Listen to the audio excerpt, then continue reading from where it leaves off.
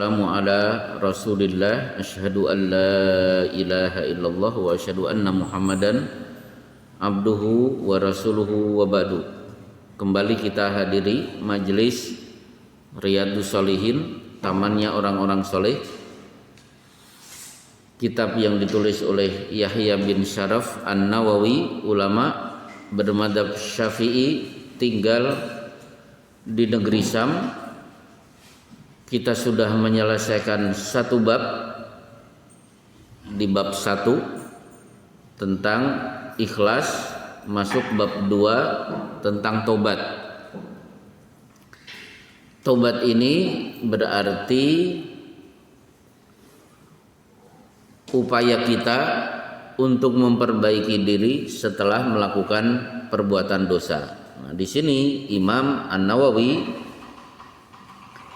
menyebut dosa itu satu kepada Allah, dua kepada sesama manusia.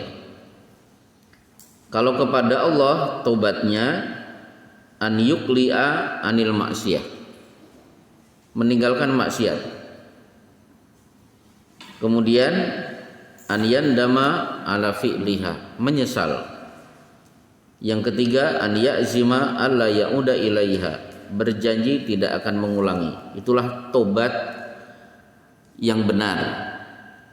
Tinggalkan perbuatan itu, menyesal, berjanji tidak akan mengulangi. Itu syarat tobat.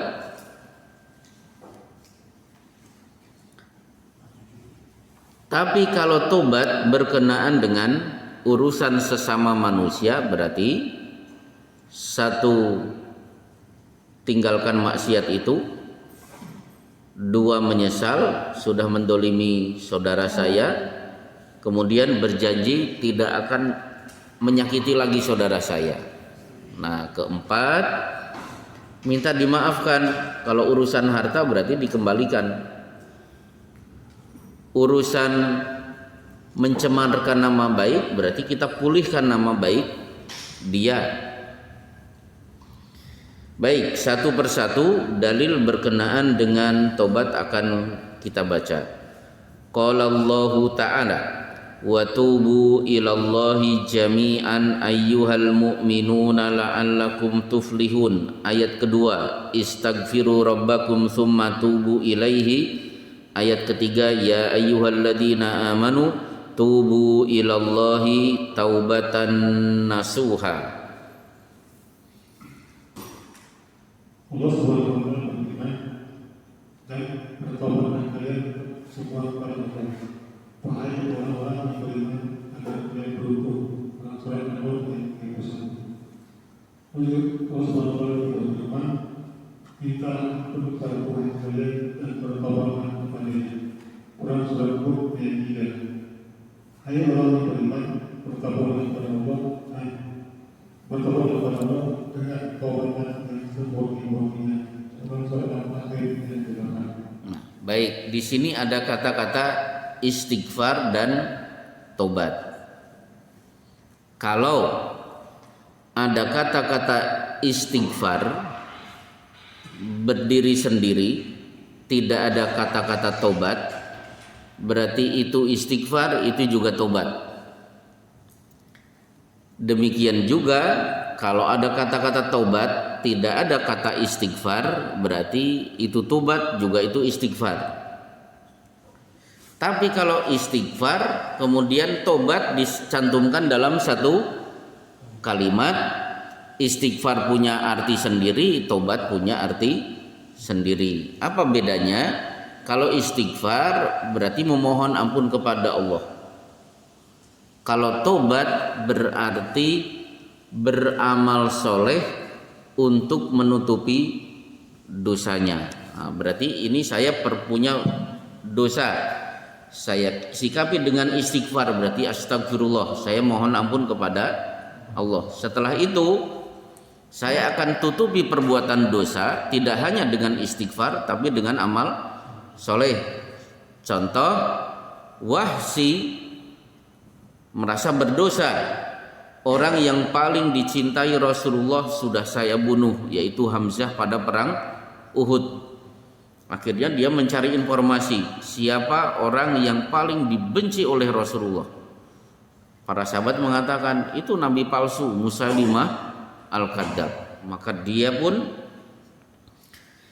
ikut perang Yamamah pada masa Khalifah Abu Bakar dipimpin oleh Usamah bin Zaid. Si nabi palsu mati di tangan Wahsy.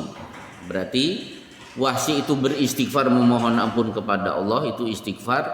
Taubatnya membunuh orang yang paling dibenci oleh Rasulullah setelah dulu membunuh orang yang paling dicintai Rasulullah Shallallahu Alaihi Wasallam. Itulah bedanya istighfar dan tobat.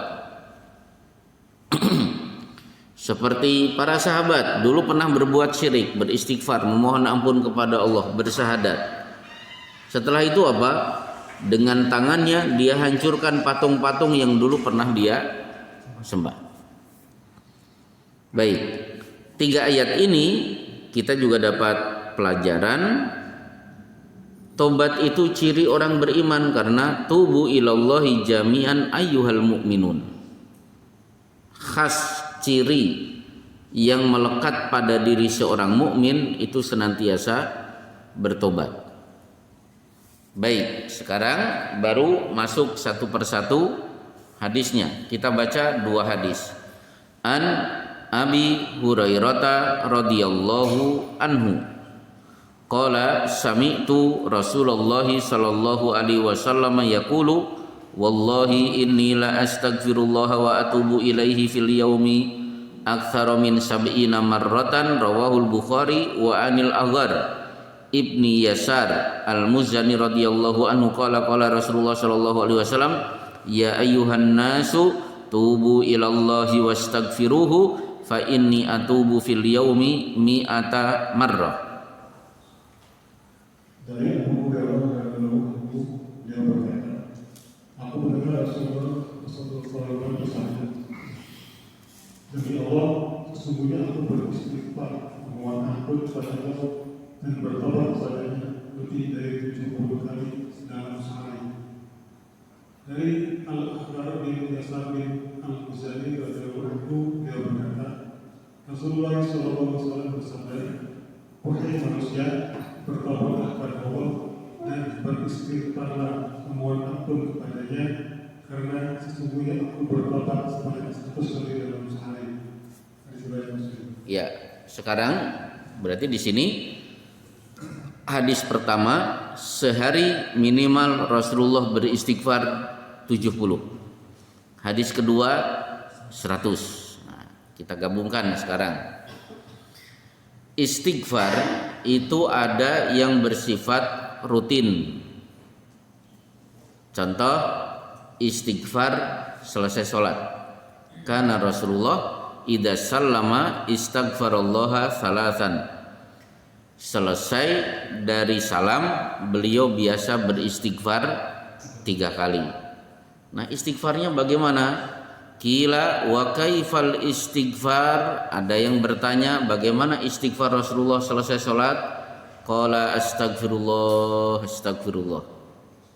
Itulah yang sesuai dengan sunnah. Memang ada di sebagian masjid astagfirullahaladzim alladzi la ilaha illa huwal hayyul qayyum wa atubu ilaih. Saya lebih mantap astagfirullah titik. Itulah yang sesuai dengan sunnah. Kalau astagfirullah ditambah adim itu boleh. Mungkin saya juga akan punya ide.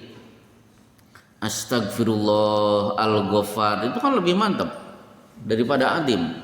Astagfirullah al-Ghaffar, wahai Allah yang maha pengampun, itu lebih cocok.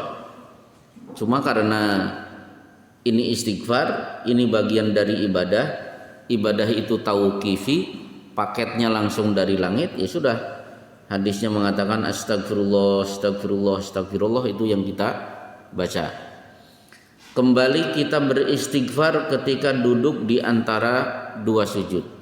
Rabbighfirli warhamni atau Rabbighfirli, Rabbighfirli dibaca 2 kali. atau khusus ba'da asar dan subuh. Allahumma anta rabbi la ilaha illa anta. Sayyidul istighfar.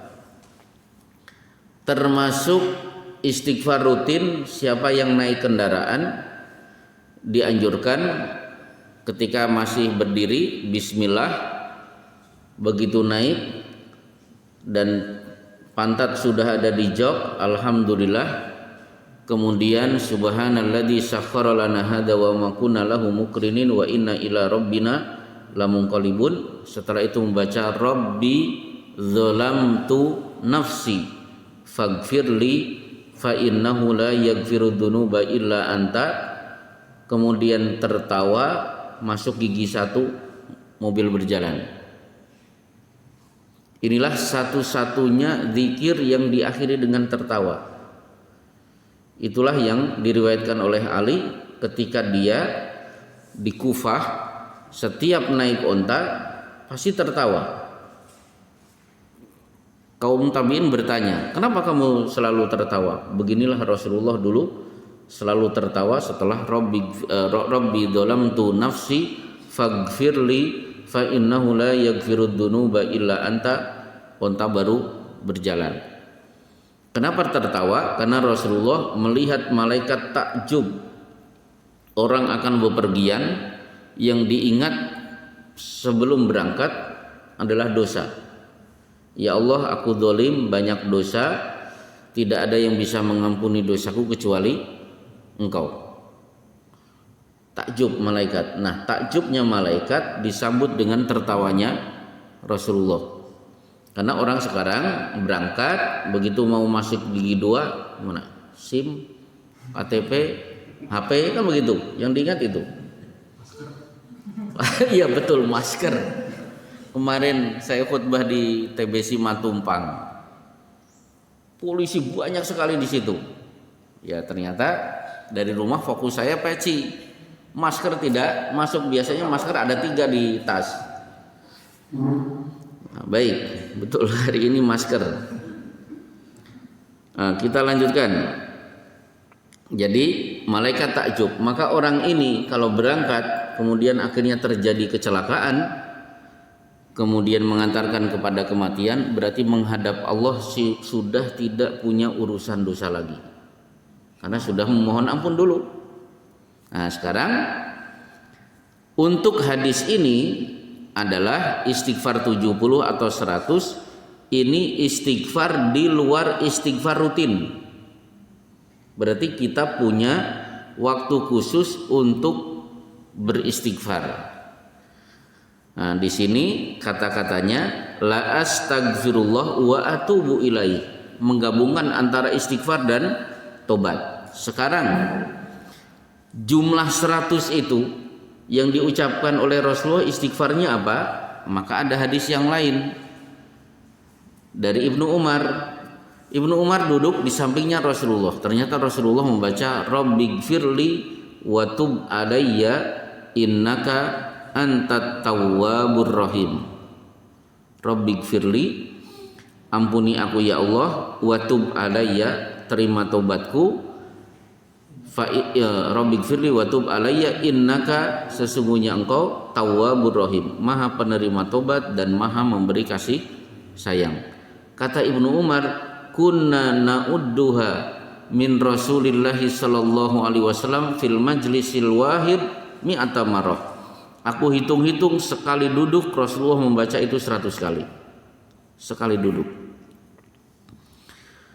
Nah, sekarang maka ketika sekarang corona ini ketika saya ditanya zikir apa yang paling bagus saat corona ini, maka saya jawab istighfar.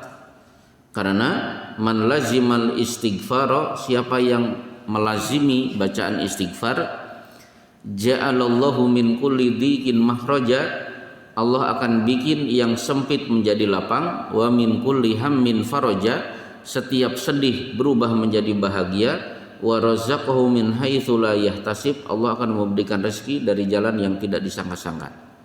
Efek corona itu kan dunia usaha, dunia perdagangan, pariwisata semuanya pada ambruk. Nah, kalau bisa istighfar ini diperbanyak. Baik, Rabbighfirli wa tub alayya innaka antat tawwabur rahim. Apakah ini saja? Boleh yang lain. Contoh, Astaghfirullah alladzi la ilaha illa huwal hayyul qayyum wa atubu ilaih. Di Sunan At-Tirmidzi ini ada, tapi tidak ada azimnya. Astaghfirullah alladzi la ilaha illa huwal hayyul qayyum wa atubu ilaih. Ya, cuma banyak saudara kita yang ide-idenya brilian. Kalau tidak ditambah kelihatannya kurang mantap. Tambah pakai azim. Baik, selesai 70 dan 100. Nah, sekarang saya tambah satu lagi. Waktu istighfar yang paling bagus kapan? Ternyata jam-jam sahur. 2 kali Allah menyebut wabil ashari hum yastaghfirun, dan ayat yang lain di Ali Imran wal mustaghfirina bil ashar, gemar beristighfar pada jam-jam sahur.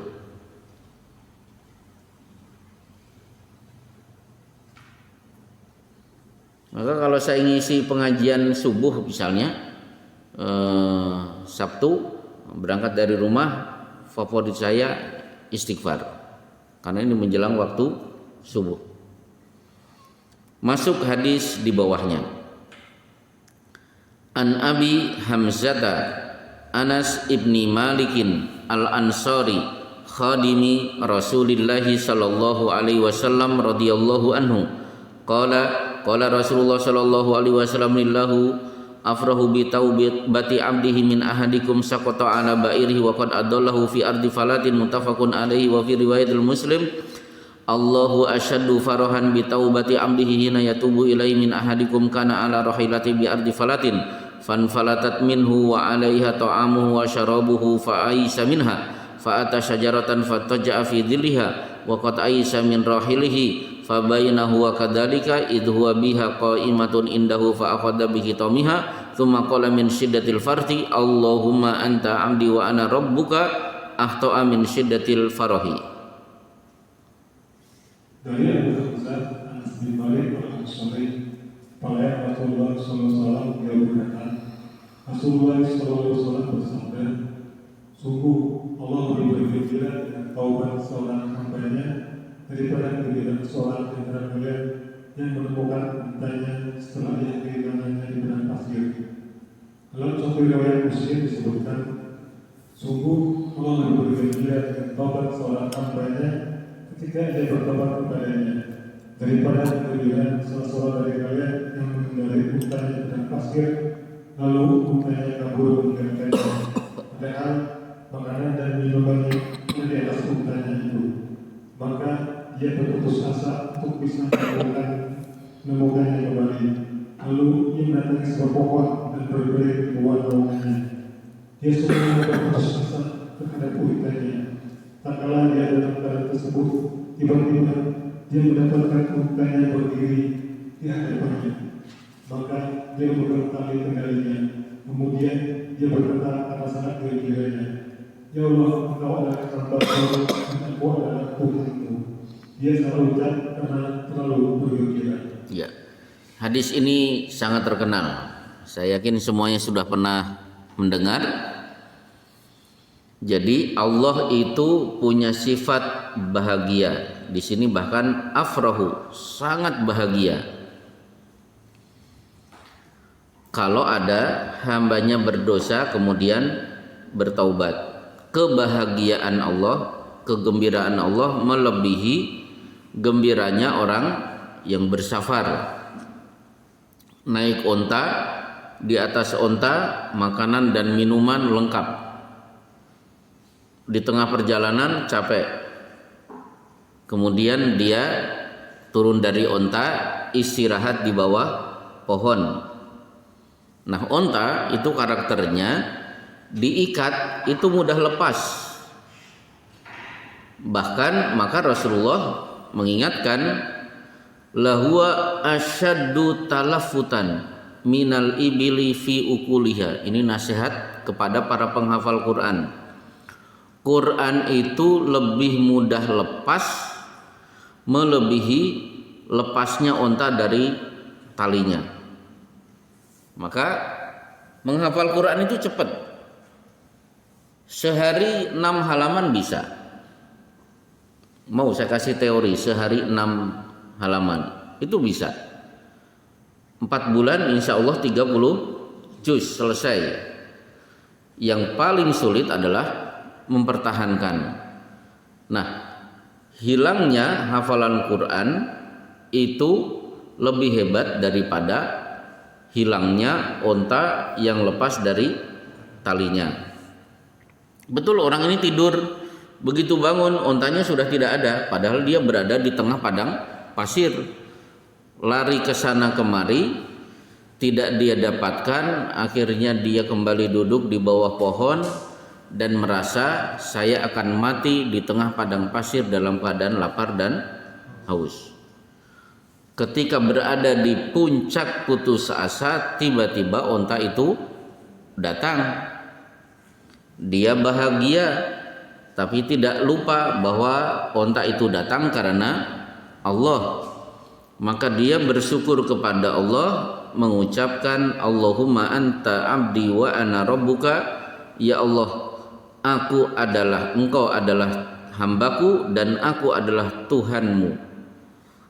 Terbalik karena sangat gembiranya. Nah, Allah lebih gembira daripada orang itu kalau ada hambanya beristighfar.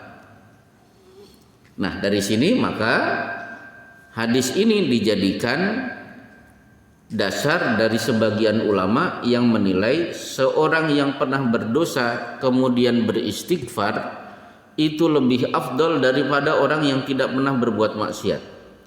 Jadi orang itu lempeng terus dengan orang yang terperosok ke dalam perbuatan maksiat, tiba-tiba dia sadar kemudian beristighfar. Nah, orang kedua ini lebih baik daripada yang pertama. Dari hadis ini juga berarti tidak bisa vonis kafir kita tujukan kepada orang yang melakukan kekafiran yang tidak disengaja. Kan vonis kafir itu kan ada mawani. Mawani itu penghalang. Harusnya dia kafir, tapi ada yang menghalangi kita untuk memvonis dia kafir. Apa penghalang vonis kafir? Satu, ikroh, di bawah paksaan. Seperti Ammar bin Yasir terpaksa menyatakan diri, saya keluar dari agama Muhammad sambil mencaci maki Allah dan Rasulnya. Kenapa dia lakukan? Karena dia melihat ibunya sudah jadi mayat, disiksa sampai mati, dipaksa murtad. Ternyata ibunya tidak mau murtad. Giliran dia disiksa, tidak kuat dengan siksaan, terpaksa dia murtad. Maka kafir di bawah paksaan itu mawani, penghalang bagi kita untuk memvonis dia kafir. Satu. Yang kedua, perbuatan kafir karena tidak tahu, ilmunya belum sampai kepada dia. Wa ma kunna mu'adzibina hatta nab'atsa rasula, kami tidak akan mengadab satu kaum sebelum datangnya rasul kepada mereka. Jadi tidak akan dikenakan dosa kalau perbuatan itu dia lakukan karena belum tahu. Kan ibu-ibu seiring setiap datang ke pengajian akhirnya kan dapat ilmu-ilmu baru yang dulu belum tahu dan kita sering melakukan pelanggaran.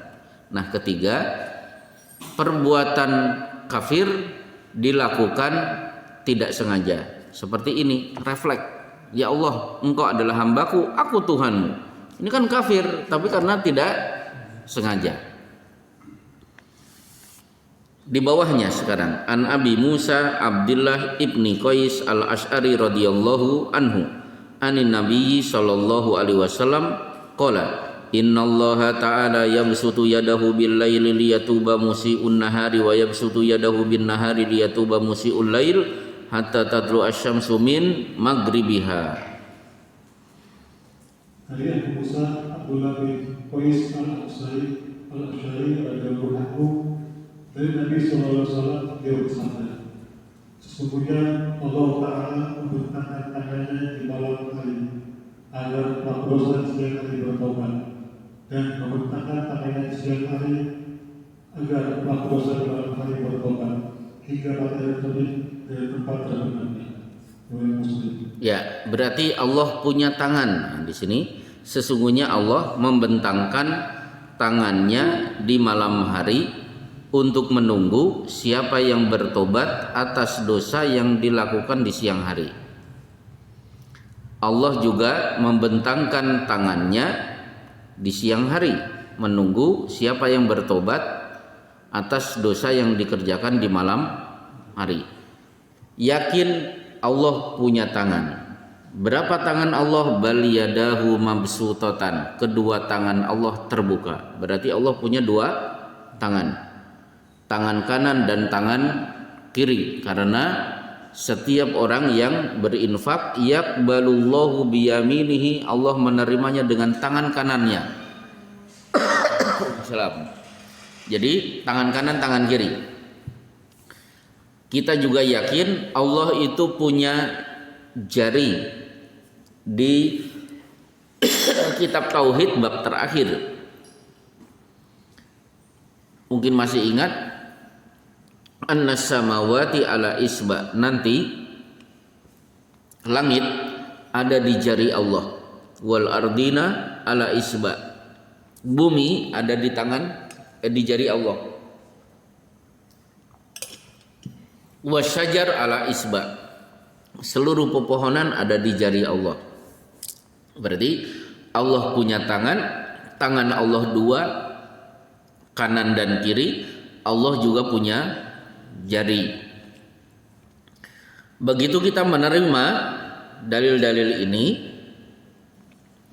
kita terjemahkan sesuai dengan zahir. Tidak kita takwilkan, tangan ini kita takwilkan rahmat Allah, enggak, karena yadun itu terjemahannya tangan. Bagaimana sikap kita? Fala tadribu lillahil amsal, jangan samakan antara Allah dengan makhluknya. Oh, berarti saya punya tangan, Allah punya tangan. Meskipun sama-sama punya tangan, tangan Allah dengan makhluk berbeda. Saya beri contoh kalau lebih memudahkan masalah ini. Contoh tukang kayu, dia bikin meja ada kursi, meja ada kursi, ada kaki, maaf, kursi ada kaki. Begitu ada kursi kemudian diberi kaki, yang bikin si tukang kayu punya kaki, kursinya juga punya kaki. Ternyata kaki orang dan kaki kursi berbeda. Itu sesama makhluk, sama-sama punya kaki, ternyata kakinya berbeda. Apalagi kaki Allah dengan makhluknya pasti jauh lebih berbeda. Walam yakul lahu kufuwan ahad, tidak ada satupun manusia yang punya kesamaan dengan Allah. Laisa kamitslihi syai'un, Allah itu tidak sama sedikit pun dengan makhluknya. Banyak ayat yang menyatakan begitu. Dan para sahabat tidak pernah bertanya, ya Rasulullah, tangan Allah seperti apa sih? Tidak ada. Maka Imam Malik mengatakan wasu'alu anhu bid'atun, bertanya bagaimana tangan Allah itu perbuatan bid'ah. Lebih baik diam, karena rahasia ini hanya akan terjadi ketika kita menjadi ahlul jannah. Begitu kita masuk Jannatul Firdaus, sudah bersenang-senang, nanti ada apel bareng, seluruh penghuni Jannatul Firdaus diminta untuk berkumpul. Disitulah Allah berfirman, bertanya, ya ahlal jannati hal turiduna syai'an azidukum, maukah aku berikan satu tambahan nikmat yang belum kalian rasakan? Kita semuanya bingung. Alam tabyadda wujuhana wa tudkhilana aljannah wa tunjina minan nar. Ya Allah, bukankah engkau telah putihkan wajah-wajah kami? Engkau masukkan ke dalam al-jannah, engkau selamatkan kami dari neraka. Fayakshiful hijab, tiba-tiba tersingkap hijab penghalang antara Allah dengan orang beriman. Akhirnya untuk pertama kali saat itu kita bisa melihat Allah. Fama'utu syai'an ahabba ilaihi minan nadri ila rabbihim azza wa jalla. Tidak ada pemberian yang lebih menyenangkan bagi orang beriman saat itu melebihi bisa melihat Allah secara langsung. Nah, hari itu baru kita tahu hakikat tangan, hakikat kaki, wajah, apalagi mata. Walitusna'a ala aini, Allah mengawasi Nabi Musa dengan pandangan matanya. Allah punya wajah, wa yabqa wajhu rabbika dzil jalali wal ikram.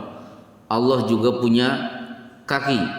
Ketika la tazalu jahannam yulqa fiha, satu persatu orang kafir dilempar ke dalam neraka jahanam. Satu orang kafir masuk, hal min masjid, neraka pasti akan bertanya, ada tambahan lagi ya Allah? Hatta wada rabbul izzati rijlahu, hingga Allah meletakkan kakinya di dasar neraka jahanam, maka neraka akan teriak, qattu bi izzatika wa karamika, cukup ya Allah karena kemuliaan dan keagunganmu. Baik, jadi berarti Allah membentangkan tangannya di malam dan di siang hari. Berarti orang yang bertobat, beristighfar, orang yang ditunggu-tunggu. Selesai di bawahnya.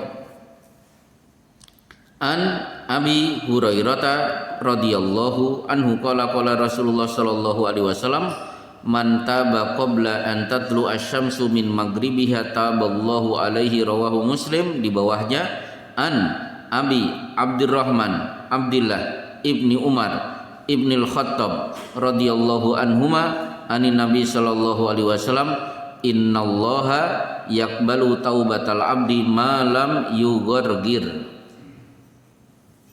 Dari Abu Hurairah radhiyallahu anhu, dia berkata, Rasulullah sallallahu alaihi wasallam bersabda, barang siapa yang bertobat sebelum matahari terbit dari tempat tenggelamnya, maka Allah menerima taubatnya. Dari Abu Abdurrahman Abdullah bin Umar bin Khattab radhiyallahu anhu, dari Nabi sallallahu alaihi wasallam bersabda, sesungguhnya Allah Subhanahu wa taala menerima taubat seorang hamba selama ruhnya belum sampai pada kaum-kaumnya.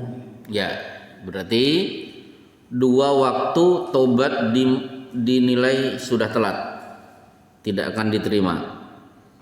Satu, ketika nyawa di tenggorokan. Kalau nyawa sudah di tenggorokan, tobat sehebat apapun ditolak. Ada anak muda, pemuda Yahudi, teman main dari Anas bin Malik. Anas bin Malik itu kan masih kecil, dituntun ibunya ketika kedatangan Rasulullah di kota Madinah, ya Rasulullah, aku serahkan anakku yang masih kecil ini untuk menjadi pembantumu. Dan akhirnya menjadi pembantu Rasulullah 10 tahun. Nah, Anas bin Malik berteman dengan anak Yahudi. Jadi kalau Rasulullah nyuruh Anas, si Yahudi ini ikut. Nah, suatu saat Anas datang menghadap Rasulullah, ya Rasulullah, teman saya si Yahudi sedang sakit. Rasulullah buru-buru datang. Begitu melihat sakitnya keras, Rasulullah tahu sebentar lagi dia akan meninggal dunia, maka si anak kecil ini diajak bersahadat.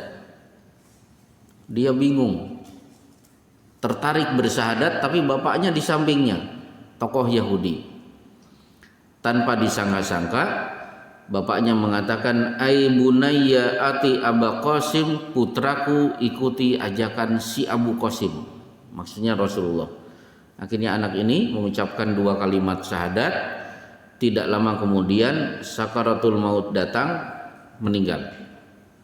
Maka Rasulullah mengangkat tangan dan mengucapkan, alhamdulillahilladzi anqadahu minan nar, segala puji bagi Allah yang telah menyelamatkan anak ini dari neraka. Berarti dia bertobat dari syirik, mengucapkan dua kalimat syahadat sebelum nyawanya di tenggorokan karena dia ucapkan sebelum masuk sakaratul maut.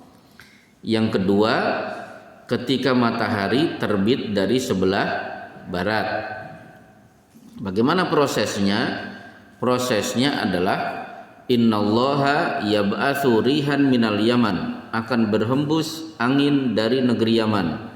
Alyanu minal harir, lebih lembut daripada kain sutra. Atyabu min rihil misk, aromanya lebih harum dari minyak kasturi. La tada'u musliman ila qabadathu, tidak dibiarkan orang beriman menghirup angin itu kecuali orang beriman pasti akan mati. Maka la yuqala fil ardi Allah, sudah tidak ada yang mengucapkan Allah lagi di muka bumi. Kalau ada orang yang masih hidup berarti man tudrikumus sa'atu wa hum ahya, sejelek-jelek manusia kiamat datang dia masih hidup.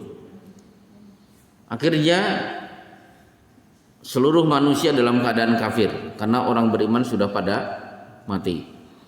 Nanti Mekah kembali menjadi padang ilalang. Penghuninya binatang buas.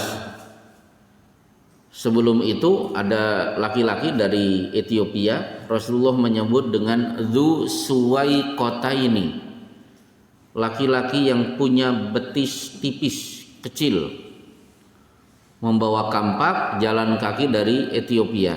Begitu sampai di Mekah, Ka'bah diruntuhkan dengan kampaknya. Dia sendiri yang meruntuhkan Masjidil Haram.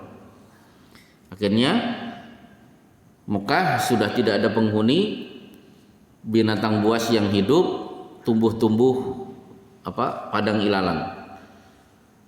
Nah, kemudian muncullah binatang dari tanah, bisa ngomong, menceritakan kepada manusia, mengingatkan besok kiamat, segera bertobat. Ya, namanya juga orang kafir, tidak kenal kiamat, semuanya tidak menggubris.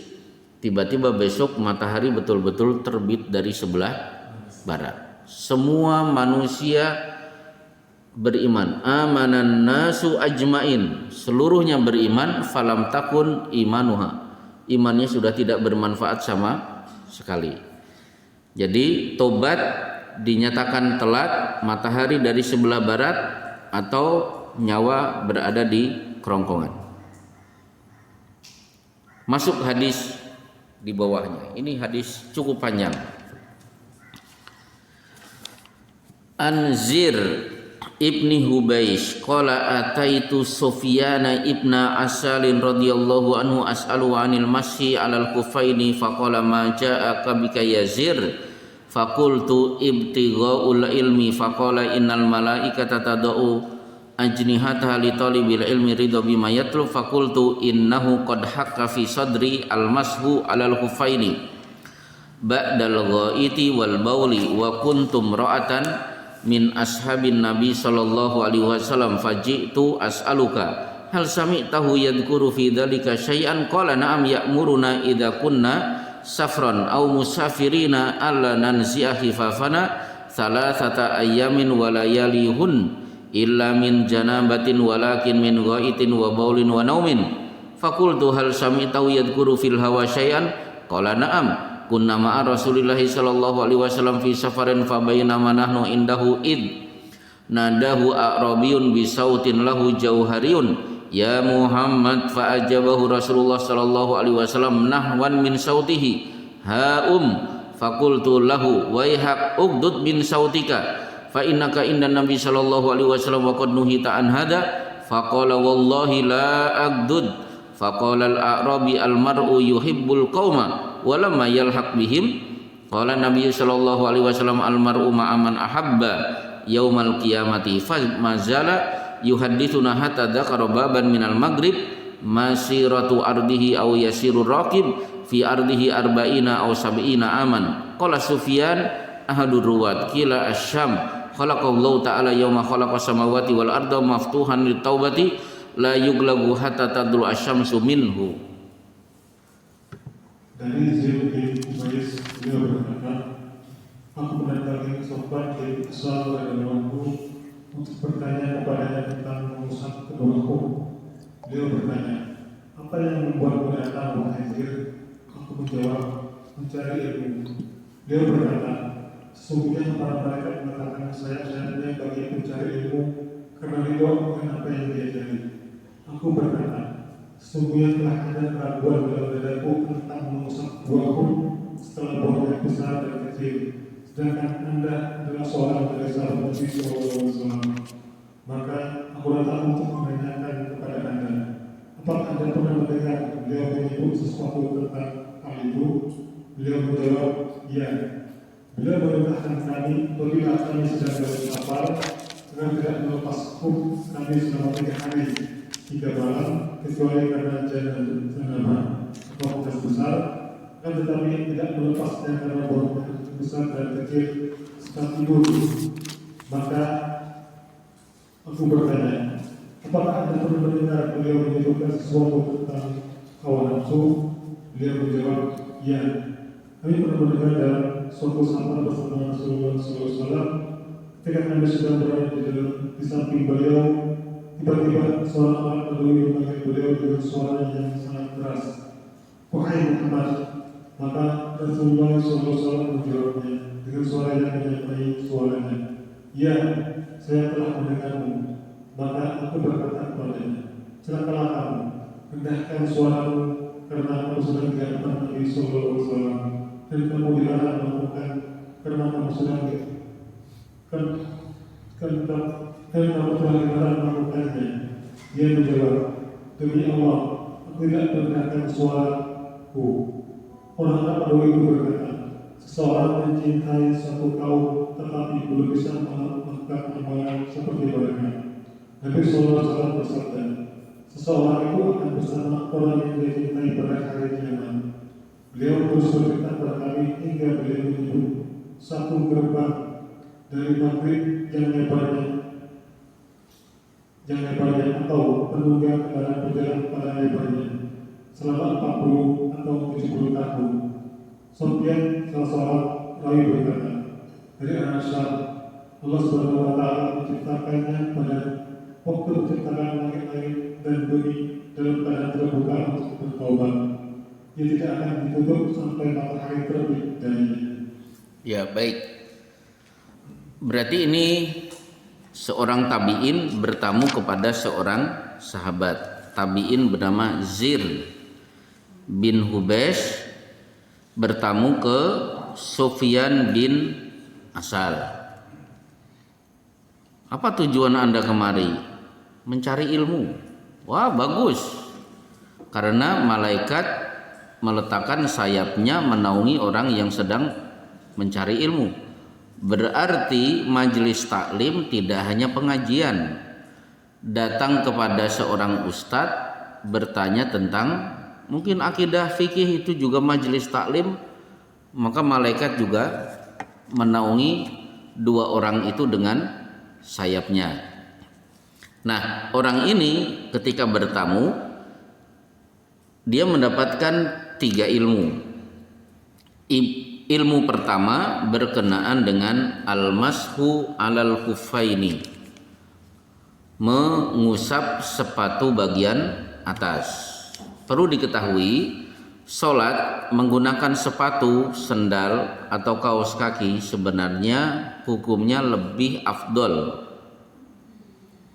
apalagi kalau ditujukan untuk menunjukkan sifat berbeda dengan orang Yahudi. Karena ada hadis, fa innahum la yusalluna fi ni'alihim wala khifafihim. Berbedalah dengan orang Yahudi karena mereka tidak mau sholat menggunakan sendal dan sepatu mereka. Nah, kenapa tidak pakai sepatu, tidak pakai sendal? Karena Nabi Musa ketika jadi pengantin baru kan berangkat, tiba-tiba berada di daerah namanya Tua, lembah namanya Tua. Fahla'na laika innaka bil wadi al muqaddasi Tua. Wahai Musa, copot sendalmu, kamu sedang berada di tanah yang suci bernama Tua. Nah, akhirnya syariat Nabi Musa menyebabkan masuk masjid sholat itu tidak boleh pakai alas kaki. Biar berbeda, maka Rasulullah menganjurkan menggunakan alas kaki. Sehingga bapak-bapak kalau sholat di Masjidil Haram itu ada sepatu khusus, bisa beli sepatu khusus dikenakan di Masjidil Haram dan tidak akan ditegur oleh askar. Nah, kemudian berkenaan dengan sepatu, bagaimana caranya berkenaan dengan wudhu? Maka caranya wudhu dulu, kemudian kenakan sepatu. Begitu waktu sholat tiba, sholat tetap pakai sepatu, tidak dilepas seperti acara outbound atau sholat di pesawat. Cara wudhunya adalah wudhu seperti biasa, khusus sepatu diusap bagian atas. Nah, sekarang berlaku berapa hari? 3 hari. Kalau sudah 3 hari berarti expired. Copot lagi sepatunya, wudhu seperti biasa, masukkan kaki ke sepatu. Tapi bagi yang berada di rumah, waktunya 1 kali 24 jam. Jadi bagi ibu-ibu baru beli sepatu baru, boleh sehari semalam saya tidak akan copot ini, boleh. Tapi wudhu dulu baru pakai sepatu. Kenapa? Iya, pokoknya begitu, nggak apa-apa. Silahkan pakai sepatu di rumah. Karena ada katanya menurut ilmu kesehatan, jadi kaki itu jangan menginjak lantai, di rumah juga pakai sendal. Itu berkenaan dengan lambung ya, karena saya bukan tenaga medis, saya pernah dengar begitu, di rumah dianjurkan tetap pakai sendal. Kalau nyeker tidak pakai alas kaki itu kan khas kita dulu. Saya sekolah mengalami tidak pakai sepatu. Bapak mengalami? Mengalami. Itu nggak pakai sepatu biasa. Mengalami nggak? Usia berapa? Oh, kalau 20 ya. Itu kalau 20 tidak sudah pakai sepatu. Baik, kita lanjutkan. Nah, ilmu pertama dia dapatkan. Oh, berarti sepatu dikenakan waktunya 3 hari 3 malam. Kemudian dia dapat ilmu yang kedua. Tadi diterjemahkan hawa nafsu. Sebenarnya terjemahan pas adalah cinta. Apakah engkau mendengar dari Rasulullah tentang cinta? Nah, tadi terjemahannya hawa nafsu. Oh iya, saya dapat ilmu tentang cinta dari Rasulullah. Riwayatnya seorang A'rabi datang, namanya juga A'rabi, Arab songong, primitif, tidak punya sopan santun. Contoh tidak sopannya mereka, ada riwayat masuk Masjid Nabawi sedang ada pengajian, onta diparkir di dalam masjid. Begitu datang tidak mengucapkan assalamualaikum, langsung bertanya, man minkum Muhammad? Yang namanya Muhammad mana? Harusnya kan assalamualaikum, maaf saya mau bertemu dengan Rasulullah. Ternyata para sahabat menjawab, hada ar-rajulu al-abyadu al-muttaqi. Ini beliau, laki-laki berkulit putih yang sedang bersandar. Nah, akhirnya si A'rabi mengatakan, wahai Muhammad, saya bertanya kepadamu, boleh jadi kamu tidak bisa menjawab pertanyaan saya. Ini kan sudah songong, bertanya tapi memvonis Rasulullah boleh jadi tidak bisa menjawab pertanyaan saya. Nah, songongnya pada hadis ini adalah suaranya menggelegar. Sudah diingatkan jangan bersuara keras kamu di depan Rasulullah, karena bersuara keras di hadapan Rasulullah antah bato a'malukum wa antum la tash'urun. Pahala dari amal kalian terhapus tanpa kalian sadari. Jadi yang bisa menghapus amal kalau kita bersuara melebihi kerasnya suara Rasulullah. Nah, ternyata dia mengatakan haum. Jadi Rasulullah dipanggil, beliau menjawab, si A'rabi mengatakan haum. Ya, aku juga sudah dengar. Ini kan songong lagi. Nah, kemudian si A'rabi bertanya, seorang mencintai orang lain bagaimana bisa bertemu? Nah, kata Rasulullah, seorang akan dikumpulkan pada hari kiamat bersama siapa yang dia cintai. Siapa yang cinta Rasulullah, Abu Bakar, Umar, Utsman, Ali, berarti akan dikumpulkan bersama 5 orang ini. Tapi ternyata di dunia dia pernah cinta kepada Maradona, yang Syekh Abdullah Azzam menyebut Maradona. Maradona itu kan penyakit kami. Di saking cintanya kepada Maradona, kamarnya dipenuhi dengan gambar Maradona. Dia juga punya tulisan kapan Maradona menceploskan gol, tanggal berapa, bulan berapa, kesebelasan mana, apalagi dalam momen Piala Dunia atau Piala Champion. Urut semuanya. Berarti dia cinta kepada Rasulullah, dia juga pernah cinta kepada Maradona. Sebelum berkumpul dengan Rasulullah, berkumpul dulu dengan Maradona. Nah, itu maksudnya. Berarti jangan salah mencintai seseorang. Nah, kemudian masalah ketiga, nah, dia dapat oleh-oleh ilmu juga. Ternyata dari arah barat.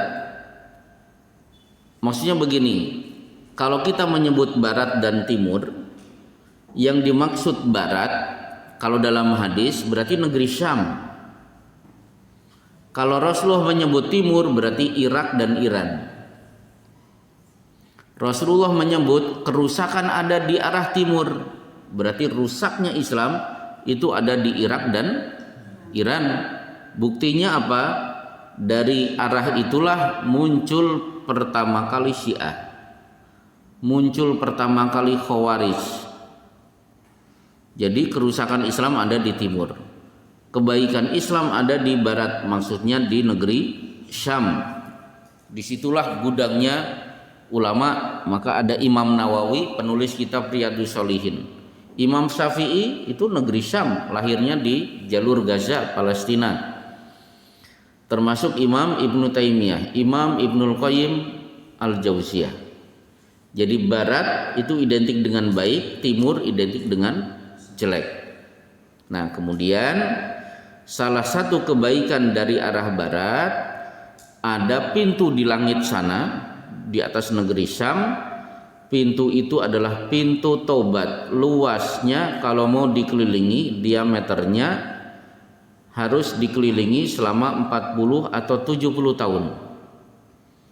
Terbuka sampai hari kiamat. Nah, berarti di atas langit sana itu ada Sidratul Muntaha, ada Baitul Ma'mur, ada Baitul Izzah, ada pintu tobat. Kalau Baitul Izzah berarti tempat di langit di mana Allah turunkan 30 juz. Pada malam Lailatul Qadar 30 juz Allah turunkan. Tempatnya Baitul Izzah.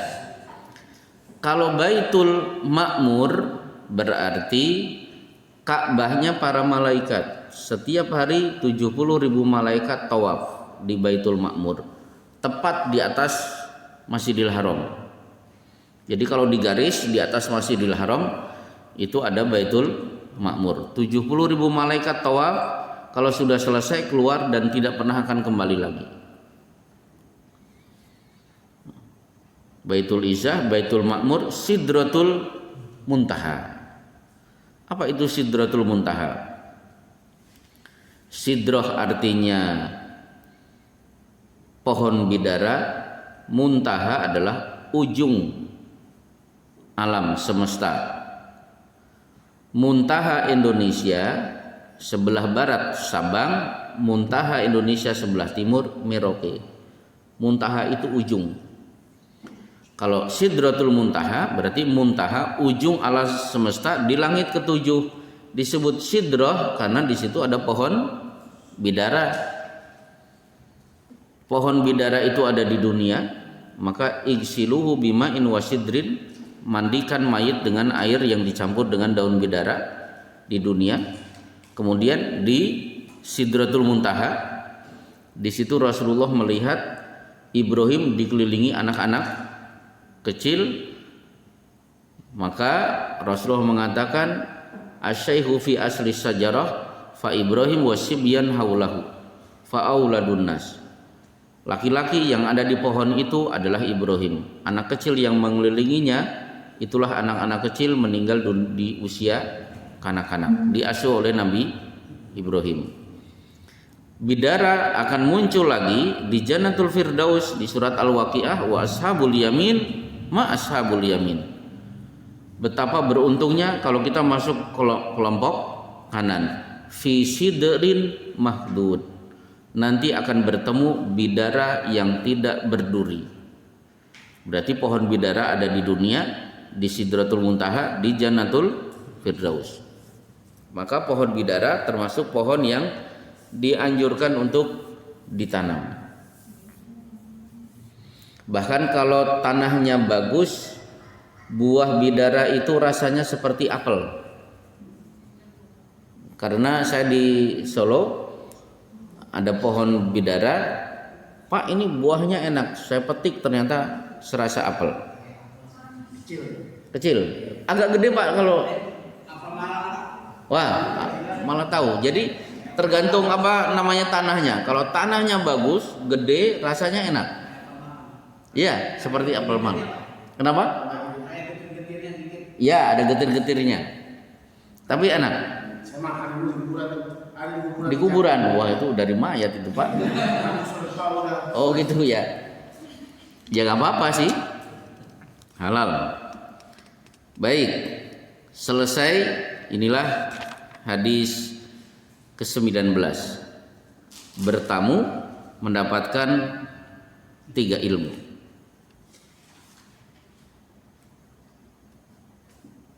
Kalau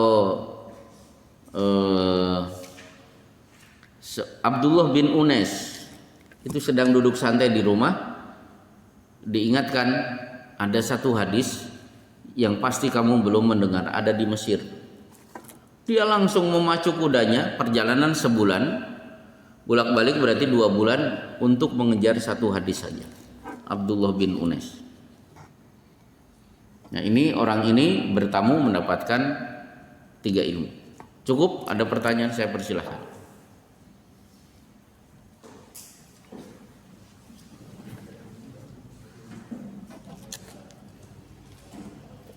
Sudah? Ada ibu-ibu yang mau bertanya? Ya. Kalau untuk bertobat istighfar seperti diarahkan dalam zikir pagi petang. Ya. Itu kalau tidak ada waktu, dia berzikir sambil mendengarkan taklim. Oh. Jadi inti zikir itu yadkurullaha qiyaman wa qu'udan wa ala junubihim. Zikir sambil berdiri, duduk atau sambil berbaring. Jadi zikir itu tidak mesti harus ya. Ibu-ibu sambil goreng nasi ba'da subuh yang dibaca amsayna asbahna wa asbahal mulku lillah, atau membaca Allahumma anta rabbi, boleh. Tidak mesti harus duduk khusus. Zikir itu berdiri, duduk atau berbaring. Yang tidak boleh zikir sambil menyimak khutbah. Karena di kampung saya yang tarekat Naksabandiyah atau tarekat Al-Idrisiyah kan banyak-banyak tarekat, khotib sedang menyampaikan khutbah dia pakai tasbih, zikir la ilaha illallah. Jadi dia tidak menyimak. Jangankan zikir, waman masal hasa faqat lago, menyimak khutbah sambil memegang-megang pasir itu sudah dianggap sia-sia. Jadi ada waktunya di mana kita diharamkan untuk berzikir. Nah, pertanyaannya begini. Kalau saya sedang di WC, di luar ada yang mengucapkan alhamdulillah. Bagaimana? Maka Imam Nawawi baca di dalam hati tanpa menggerakkan mulut. Yarhamukallah, di dalam hati, mulut tidak bergerak. Ada di Syarah Sahih Muslim Imam Nawawi. Ada yang lain? Tinggal 1 menit. Kalau kalau zikir itu kan zikir panjang seperti pagi petang itu kan panjang. ya, Kalau dia tidak tahu artinya atau hanya kesimpulannya saja, bagaimana? nggak masalah. Seperti sedang masak itu kan dia nggak bisa konsen Iya. antara membaca zikir dengan menghayati artinya sambil goreng. Oh, apalagi suami cepat, gitu, nggak konsen lagi tuh. Betul. Ya nggak masalah. Yang penting diamalkan, mau maksimal atau tidak maksimal, yang penting mengamalkan sunnah, gitu. Kenapa? Ada ya. Yang mana lagi, Bu? Oh, yang dulu sini sama suaminya. Katanya positif. Si Corona. Wow, Corona baru ulang tahun kemarin. Ya baik, insya Allah Ibu, kita doakan Allahumma Rabbin nas idhibil basa isfi anta syafi la shifaan illa shifauka shifaan la yughadiru sakuman. Bismillah bismillah bismillah. A'udzu bi izzatillahi wa qudratihi min syarri ma ajidu wa uhadir. A'udzu bi izzatillahi wa qudratihi min syarri ma ajidu wa uhadir. A'udzu bi izzatillahi wa qudratihi min syarri ma ajidu wa uhadir. A'udzu bi izzatillahi wa qudratihi min syarri ma ajidu wa uhadir. A'udzu bi izzatillahi wa qudratihi min syarri ma ajidu wa uhadir. A'udzu bi izzatillahi wa qudratihi min syarri ma ajidu wa uhadir. A'udzu bi izzatillahi wa qudratihi min syarri ma ajidu wa uhadir. Insyaallah cepat sembuh. Apalagi corona sebenarnya virus ringan, cuma kita sudah kalah duluan, kalah mental kan begitu. Jadi jangan kalah mental, kita lebih mulia daripada corona. Itu satu. Yang kedua, tentang corona, sebelum ada corona COVID-19, kira-kira di Bekasi ada tidak kuman, bakteri, virus? Sudah ada, sudah banyak sebenarnya. Kita itu dikelilingi oleh 3 makhluk ini. 3. Sebelum sekarang kan corona muncul berita hari ini yang masuk rumah sakit sekian karena corona. Sebelum ada kasus corona, kira-kira di puskesmas ada tidak setiap hari yang datang? Oh banyak, di Tambun itu Masya Allah. Di rumah sakit tiap hari rame. Karena dulu saya pernah periksa 5 tahun yang lalu, ternyata daftarnya 2 hari sebelumnya. Itu di rumah sakit apa namanya? Pokoknya mitra lah, mitra yang mana saya lupa. Itu mendaftar sebelumnya. Karena sebenarnya saya nggak pengen ke rumah sakit, cuma karena mah saya menurut tetangga akut, saya diminta untuk pokoknya rongsen 100% diperiksa seluruh tubuh. Akhirnya saya menyesal karena dokternya nggak ada kelainan. Oh, kalau nggak ada kelainan, kenapa saya harus ke rumah sakit? Saya nyesal karena dianggap nggak ada apa-apa. Udah capek-capek dari rumah. Nah sekarang, jadi sebelum ada kasus corona, rumah sakit itu banyak, puskesmas juga banyak. Dan perlu diketahui kalau hari ini ada yang meninggal dunia karena divonis corona. Sebelum ada corona, tiap hari ada aja yang meninggal di rumah sakit, sebenarnya begitu. Ini saya sampaikan penyeimbang, bukan berarti saya meremehkan corona, enggak. Tetap saya percaya corona itu ada. Corona itu jahat. Tapi karena banyak yang jatuh mental, maka saya naikkan mental dengan kalimat-kalimat seperti ini. Apalagi kita punya madu, punya habatus sauda, punya zikir pagi dan petang, protek supaya terlindungi dari serangan makhluk-makhluk jahat. Saya kira begitu. Wassallallahu ala Muhammad wa ala alihi washabbihi ajmain. Kita lanjutkan di pekan yang akan datang insyaallah.